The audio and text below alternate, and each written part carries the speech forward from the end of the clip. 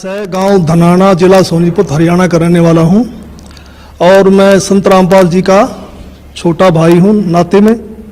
संत रामपाल जी महाराज की शरण में आने से पहले आप कौन सी भक्ति करते थे? वैसे तो भक्ति की रुचि बचपन से ही थी, फिर महाराज जी का बचपन से ही साथ मिलने से हनुमान जी की भक्ति, भगवान शिव के व्रत रखना, शिवलिंग पे जल चढ़ाना, वह भगवान विष्णु जी को विशेष रूप से मानता था, भगवान श्री कृष्ण जी को, जो आम हिंदू लोग करते वही भक्ति हम करते थे। फिर मैं नौकरी लग गया, गुरु जी संत रामपाल जी से मैं दूर हो गया। मैं चंडीगढ़ रहा 8 साल, वहाँ जाकर के रुचि भी खत्म हो गई। संत रामपाल जी महाराज की शरण में कैसे आए? फिर मैं 1991 में चंडीगढ़ से रोहतक आ गया और एसपी रोहतक का मैं ड्राइवर लग गया। मेरी पुलिस डिपार्टमेंट में नौकरी थी और महाराज जी पहले सिरसा वगैरह में पोस्टेड थे, जूनियर इंजीनियर की, और गुरुजी फिर रोहतक में पोस्टेड हो गए। रोहतक में पोस्टेड हो गए गुरुजी, और फिर मिलना जुलना शुरू होगा। और गुरुजी लंच टाइम में मेरे पास रोजाना आते थे, लगभग 4 महीने लगातार आए और सत्संग की, भक्ति की बातें बताने लगे कि भक्ति करनी चाहिए, भक्ति से दुख दूर होते हैं, सुख मिलता है, मोक्ष मिलता है। लेकिन मेरी रुचि विशेष नहीं थी और मैं महाराज जी को मना भी नहीं कर सकता था कि मेरे पास क्यों आए हो, क्यों बड़े भाई साहब थे। तो मैं अंदर से दुखी बहुत था कि रात को ड्यूटी करते हैं, दिन में ये आगे बैठ जाते हैं। लेकिन एक दिन मैंने कह ही दिया कि भक्ति में कुछ नहीं रखा, काम करो और बच्चों का पालन पोषण करो, इससे बड़ी कोई भक्ति नहीं है। फिर गुरु जी ने धीरे धीरे आना बंद कर दिया। फिर मेरे जीवन में एक ऐसी घटना घटी, 1992 की बात है, कि मैं एक DIG को लेकर के मधुबन गया हुआ था, पुलिस ट्रेनिंग सेंटर के अंदर। रात को वहाँ ठहरे, मैं सुबह सोकर उठा तो मैंने देखा, मैं चारपाई पर लेटा हुआ, मेरी आंखें खुल गई। तो लेटे लेटे मैं क्या देख रहा हूँ कि मेरे पैरों की तरफ उस मकान यानी कमरे में 2 खिड़कियाँ थी। एक खिड़की में महाराज जी कम से कम 8-10 फीट ऊपर आसमान में बैठे हैं। वो सीन मुझे आज तक याद है। काले रंग के चश्मे लगा रखे थे, लाइनिंग वाला शर्ट, काली पैंट, और ऐसे बैठे हैं जैसे पद्मासन होता है, हाथ जोड़कर। तो संत रामपाल जी की तरफ 2 पैर दिखाई दे रहे हैं, घुटने से नीचे बिल्कुल लाल रंग के, जैसे सूर्य सुबह निकलता है। तो मैं देख कर डर गया। मैंने अपनी घड़ी देखी, द्वार पे एक घड़ी लगी हुई थी, उसको देखा भी 7 बज गए। दूसरी खिड़की से देखा तो शहतूत का पेड़ है, चिड़िया बैठी हैं। लेकिन मैं ये सीन क्या देख रहा हूँ, कम से कम 5 मिनट मैंने सीन को देखा। तो मैं डर गया कि मैंने समझा कि भाई कहीं गुरुजी मर गए हैं, उनकी आत्मा मुझे मिलने के लिए आ रही है। और उसमें फ़ोन भी नहीं थे, मैं DIG को बोल भी नहीं सकता था कि मेरा भाई मर गए हैं। तो मैं बहुत चिंतित हो गया। हम 1 बजे मधुबन से रोहतक के लिए चले, हम लोग 3 बजे वहाँ पहुँच गए। मैं गाड़ी खड़ी करके सीधा मकान पे गया, गुरुजी के मकान के ऊपर। तो जाके मैंने देखा गुरुजी ठीक ठाक मिले, मन में शांति हुई। तो गुरुजी ने पूछा भी कैसे आना हुआ आज दिन में, कैसे टाइम मिल गया। तो मैंने घटना के बारे में बताया। मैंने कहा जी मैंने तो ऐसे ऐसे एक घटना देखी सुबह सुबह, मैं डर गया कहीं आप मर ना गए हो।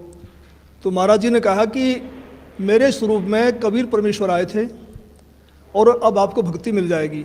तो मैंने कहा जी मैं तो ड्रिंक्स वगैरह कर लेता हूँ, वो छूटती नहीं, भक्ति कैसे करूँगा। तो गुरु जी ने कहा जा आज के बाद नहीं पिएगा।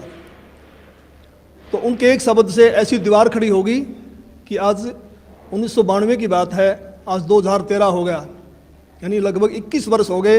वो आज तक मैंने शराब को छुआ तक नहीं है। तो उसके बाद गुरुजी ने अपने गुरुजी से मुझे नाम दिलवाया, संत राम देवानंद जी महाराज से। उस समय गुरुजी को आज्ञा नहीं थी नाम की। मैं भक्ति में ज़रूर लगा क्योंकि महाराज जी बताते थे कबीर साहब पूर्ण परमात्मा हैं, इनसे सबसे ऊपर हैं। तो मैंने उनको उदाहरण दिया कि पुलिस में तो ऐसे होता है, उसमें पुलिस वाले बहुत नाजायज़ किया करते। कोई कहता मैं फलां का सिपारशी हूँ, उसको पकड़ लिया तो उसकी कुटाई कर देते थे, फ़ोन आता छोड़ देते, हमें नहीं पता जी आपका था। कहीं ऐसा ना हो कि ये निचले देव देवता हमें कूट दें और जब तो कबीर साहब ऊपर से आए। लेकिन मैं लगा जरूर रहा, लेकिन विशेष विश्वास नहीं था भी कबीर साहब पूर्ण परमात्मा है। तो महाराज जी ने कहा कि आप ये नाम जपते रहो, इन नाम से आपका विश्वास हो जाएगा।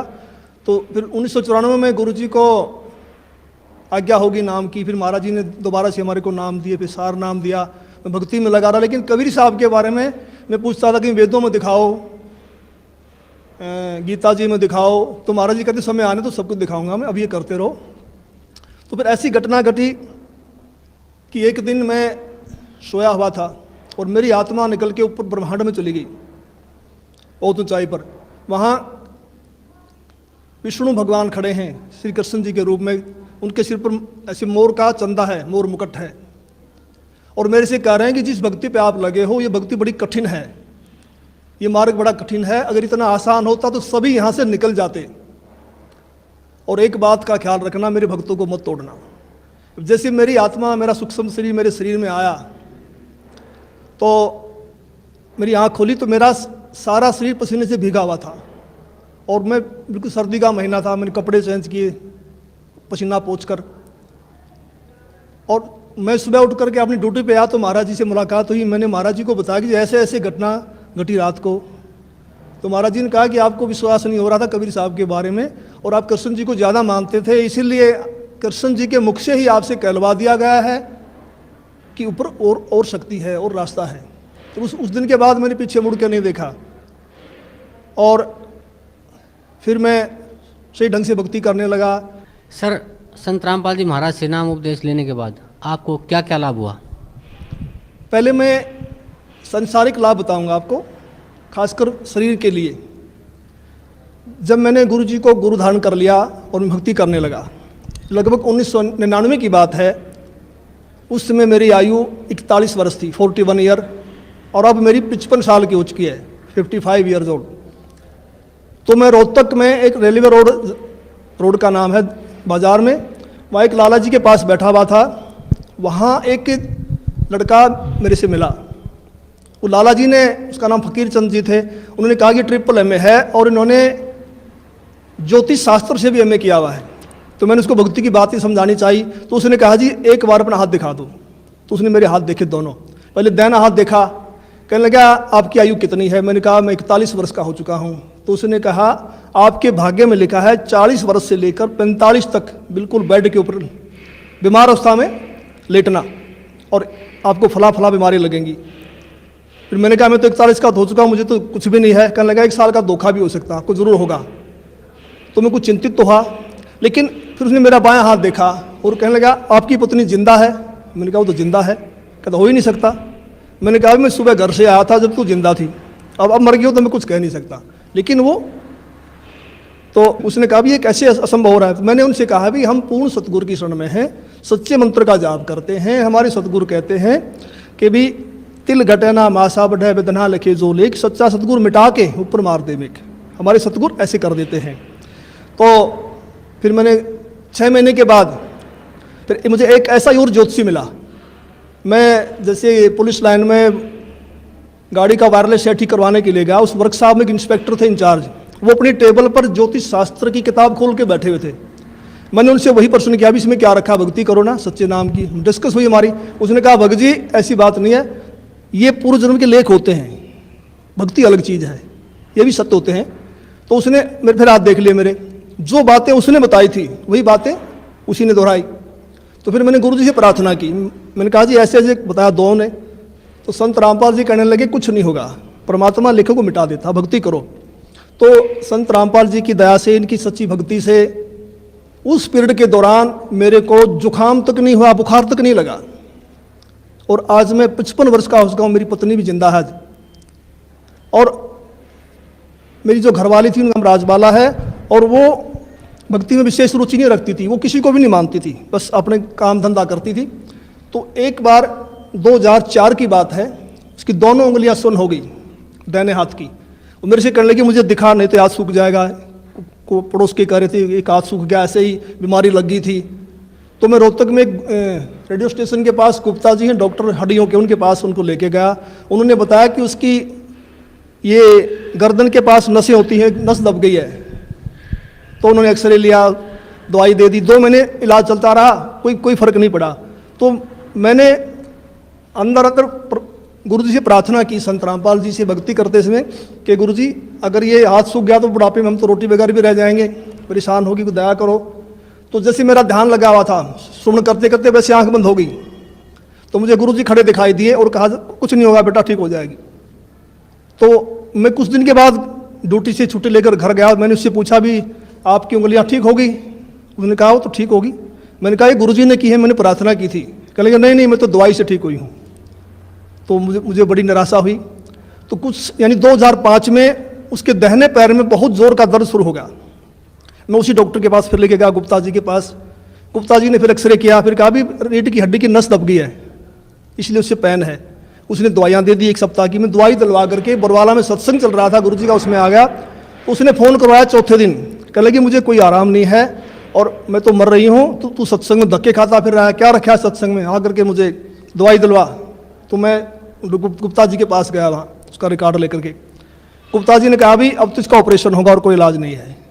तो ऊपर से इलेक्शन थे हरियाणा में 2005 फरवरी में। तो मैंने कहा जी 1 सप्ताह इलेक्शन का, हमें छुट्टी नहीं मिलेगी, आप ऐसा कर दो, ऐसे इंजेक्शन लिख दो, कितने ही महंगे हैं, जो 10 दिन निकाल दें, फिर मैं ऑपरेशन करा लूँगा। तो उन्होंने इंजेक्शन लिख दिया। मैं दवाई लेकर के पुलिस लाइन में जाके अपने बॉक्स में रख दिए। सुबह ड्यूटी करके फिर जाऊँगा घर। तो मैं रात को 2 बजे उठा, तो मुझे बड़ी वही चिंता हो गई भी क्या होगा, तो बड़ी रो रही है, बड़ी तकलीफ है उसको। तो मैं भक्ति करके सुबह का नित्य नियम करके अपने सुमन करके मैं दोबारा सो गया। और सोते समय मैंने प्रार्थना की कि हे परमेश्वर, हे गुरुदेव, ठीक तो आप ही करते हो, अब की बार ठीक भी करो और ये एहसास करवाओ कि आपने ही किया है, करने वाले तो आप ही हो। तो मैं ड्यूटी करके शाम को 5 बजे घर गया। तो वो अपने काम धंधे में लगी हुई थी। मैंने उससे पूछा भी मैं तो 1000 रुपये की इंजेक्शन ले यार, तू ठीक है तो फ़ोन कर देती, इन दवाइयों को मैं वापस कर देता। तो उसने कहा मैं तो ठीक होगी। मैं कैसे हुई? कह लगी मैं सारी रात रोती रही, 3 बज गए, मैं दीवार के ऐसे कमर लगा के रो रही थी। तो मुझे गुरुजी दिखाई दिए, मेरी आंख बंद हुई कुछ सेकंड के लिए। तो गुरुजी ने ऐसे हाथ किया, ठीक हो जाएगी बेटी, कोई बात नहीं। कहता उसी समय मेरा रोग बिल्कुल खत्म हो गया। तो फिर मैंने कहा आप तो भक्ति करेगी ना? कह लगी हाँ अब करूँगी। तो आज तक उसको दर्द दोबारा नहीं हुआ है। और अनेक गुरुजी ने हमें सुख दिए। सबसे बड़ा तो मानसिक सुख होता है, मानसिक शांति, वो हमारे को संपूर्ण रूप से मिली हुई है। एक दिन संत रामपाल जी करनाल के अंदर एक भगत के घर गए हुए थे। और सतगुरु जी ने 3.5 घंटे के लगभग सत्संग किया। जब चलने लगे तो एक औरत ने, जो काफ़ी बुजुर्ग थी, कोई 65 साल के करीब उनकी उम्र रही होगी, उन्होंने कहा कि जी मैं आपसे कुछ बात करना चाहती हूँ। तो गुरुजी ने कहा ठीक है पूछो। तो उसने कहा जी आपने जैसे सत्संग समाप्त किया तो आपके ऊपर से कमल के फूल पर बैठा हुआ सफ़ेद परमात्मा निकल के गया है, मानव सदर्श, और मैं कमल की पंखड़ी को बहुत दूर तक देखते रही ऐसे। तो संत रामपाल जी ने कहा फिर आपकी क्या सलाह है नाम लेने की? तो उसने कहा मैंने तो गुरु बनाया हुआ है राधा स्वामी व्यास से, और मैं तो मंदिरों में भी जाती हूँ, देवताओं की पूजा भी करती हूँ। तो महाराज जी ने कहा देखो उनके फूटे भाग, ये सच्चाई को देखकर भी नहीं मान रही हैं।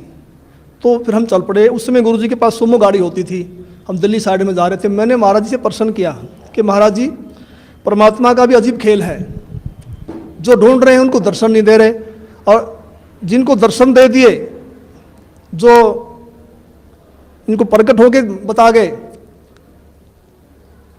वे इसको मान नहीं रहे कि परमात्मा की क्या लीला है। तो महाराज जी ने कहा ये बुद्धि से परे का विषय है और इसको आप नहीं समझ पाएंगे। फिर मैंने कहा जी बताओ, दया करो। तो संत रामपाल जी ने बताया कि ये औरत 600 वर्ष पहले जब कबीर परमेश्वर आए थे उनकी शिष्या थी। इन्होंने लगभग 5-6 महीने भक्ति की, फिर इन्होंने नाम छोड़ दिए। उसी प्रथम मंत्र के प्रभाव से इसको मानवश्री मिलते आ रहे हैं, भक्ति में रुचि है। अब ये समझ रही है कि जो मेरे को छोटा मोटा लाभ मिल रहा है ये देव देवता या मेरा पुराना गुरु दे रहा है, जो उन्होंने बनाया हुआ है, उस डर के मारे नहीं छोड़ना पा रही। तो मैंने फिर प्रश्न किया कि महाराज जी मैंने तो ये पूछा है कि इनको दर्शन क्यों दिए? तो गुरु जी ने कहा, संत रामपाल जी बोले कि परमात्मा किसी की उधार नहीं रखता, ये कल को मरेगी, नरक में जाएगी, वहाँ उसको बड़ा कष्ट होगा। जब आत्मा रोती है तो परमात्मा को आना पड़ता है, मन की नहीं सुनता परमात्मा। तो फिर ये आत्मा वहाँ सवाल करती है कि जी आपकी भक्ति का हमें ज्ञान नहीं था, हमने भक्ति तो बहुत की। तो वहाँ परमात्मा ये सीनरी दिखाएंगे, ये सारी फिल्म दिखाएंगे कि 3-3.5 घंटे मैंने सत्संग सुनाया, आप क्या भक्ति कर रहे हो, इसका क्या लाभ है, मेरी भक्ति क्या है, और जाते समय दर्शन दे दिए। तो परमात्मा ने अपने सिर से भार उतार दिया, पर ये आत्मा बोल नहीं पाएगी, चुप हो जाएगी। तो मेरा भगत समाज से यही बार बार निवेदन है कि ऐसा मौका बार बार नहीं आता, तो संत रामपाल जी की शरण में आकर के अपना आत्म कल्याण